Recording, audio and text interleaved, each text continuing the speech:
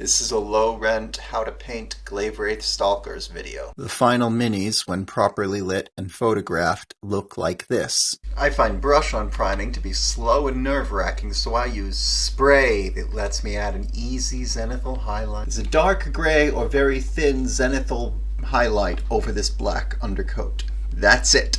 Given the scale that I'm trying to work at, the zenithal highlighting is a bit redundant. Those glazes really shine because of the next step, the dry brushing part of this underpainting approach. That's just Corax White all over the place, and immediately you could get away with a friendly game using minis painted like this. I did too much Lego when I was little, so I'm nearsighted. However, even I can't really pick out the details of a miniature in a battlefield of solid gray or solid black, so if you're going to a game and you're getting on with this, please dry brush the minis so that your eyes and your opponent's eyes can pick them out much more easily. It is so much better than bringing solid black, even if nobody notices. Anyway, let's continue by painting the bottom half of the robe solid black. I lied. This isn't a solid black. It's really a very thinned, translucent black that still lets the previous layer's highlights pick through just barely, while at the same time tinting the whole thing evenly down black, as opposed to Nuln Oil, which we would shove into the cracks to give only the cracks black tinting. For no particular reason, I decided to paint the bones next. Both the bone on the skull bone and the bones that were part of the base. I want to keep the rest of the ghost flesh, but the bone of the head I want to do as a bone for these ones. I've done the skulls on 3 out of the 4 Glaivewraiths at this point, and I've done the bones on all of the bases. Again, it's a thin coat over the earlier underpainting to really leave that sort of shape definition coming through. And it works because even though the Rakarth Flesh is a bright color, it's still darker than the Corax White that was used for the underpainting. An astute viewer may have noticed that I have already painted the gray stone on the bases with Mechanus Standard Gray. Once again, this was done with a very thin coat, just like the Rakarth Flesh, so that while I'm still trying to definitely color the surface, I'm not at all worried if the original zenithal highlighting and dry brushing underpainting sort of stuff, if that shows through, we're still good. The whole point is for it to show through. In the next step, you're going to see Baneblade Brown painted all over the weapon halves. The robes were always blue. With the brown on the weapon halves, the whole piece is really just starting to look interesting. Once again, this was done with a glazing and layering mishmash approach where the paint was translucent enough to still let hints of the underpainting poke through, while at the same time most definitely covering and coloring the whole area. Silver is next. Silver and red are the only colors that we sort of want to do completely opaque or almost totally opaque. The silver paint I'm working with is Leadbelcher, and it's really only used on the glaives themselves and the wire and grating on the bases. So while the metallic paints themselves are slow to work with, this step's not actually too hard or long to finish. So next, I'd like to apply a Reikland Fleshshade to the metallics to give them that really flesh shady look, which looks rusted, and also get Dryad Bark on the branches on the bases, because the branches on the bases are barky.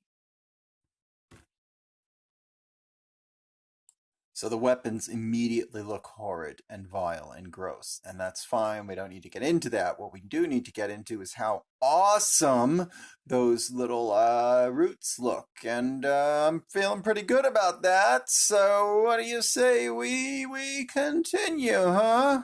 Shading the bones is next, and I also did all the little bits of debris on the bases at the same time. Throwing a bit of shade on all the bones adds a bit more depth to them, something that is really necessary with, well, miniature painting. You need to force depth onto things. I think I also did the halves of the weapons, probably not the roots, but definitely the bones on the little ghosts, and the bones on the little crow, look at it, and the bones on the base. I also just sort of slobbered it around all those little bits of dirt on the base that had no other color, and called those done, called that a day. Throughout all of this, I have used only the paints and only the brushes that come with the Mortal Realms magazine. So for this shading of the dirt and the bones, I chose to use this pot of Agrax Earthshade, which came with the Death Guard and paint set. Life is alive. We're getting so close to the end, but no low-tier YouTube painting video is complete without black wash. Given the tier we're working in, I'm legally obliged to use a technical paint for the ghost skin, and Oxide is the only one I've got. Good thing it looks great. That nice black Nuln Oil was really just run over the stones and the metal grating and fencing on the base, you know, the little base details, as well as in a few cracks around the base where I wasn't happy with the tone, with the color. And it was relatively simple to just dull everything down. The Oxide technical paint is kind of interesting from a technical perspective. I think it's a glaze, but we're not allowed to say that unless we want to hear three people jump down your throat about how you're supposed to use it to paint corrosion onto minis. Regardless, here we're using it to paint the ghost flesh over the underpainting, so you might just want it straight from the pot. You might want it straight from the pot in several layers. I think most of the time it's pretty easy to use, even if it's a bit slow, but hey, it comes out pretty nice. So next to the last step, the mini looks great. The mini should look great. It's almost done. But they want the little bit of zazz going on, and there's all these little leaves we've left until now. You could do a couple of different colors with them, but again, I'm trying to stick to just what's in the Mortal Realms magazine and just what I've gotten so far, which means red's about my only choice. Let's paint all the flowers across all the Nighthaunt models red. Are they flowers? Maybe they're little drops of blood who think they're flowers. I built up little red flower petals on the bases. All that is left is to rim them. Now we're on to the last real step, which is painting the outsides of the bases with Dryad Bark.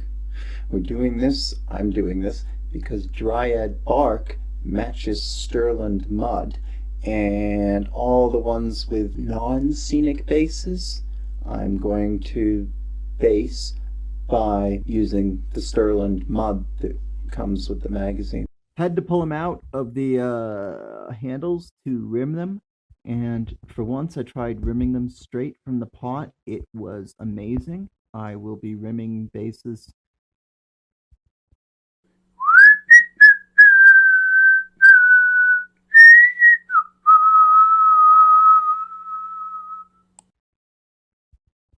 I will be painting base rims straight from the pot in the future. For now, I'm going to come back with Nuln Oil and pick off a few white bits on the base that I don't like. But I'm going to call these done. This was an unlisted video trying to explain how I painted my second set of Glaivewraiths using just the paints that were in the Mortal Realms magazines. What would really do the useful YouTube-y things would be liking and subscribing to this account. Or not.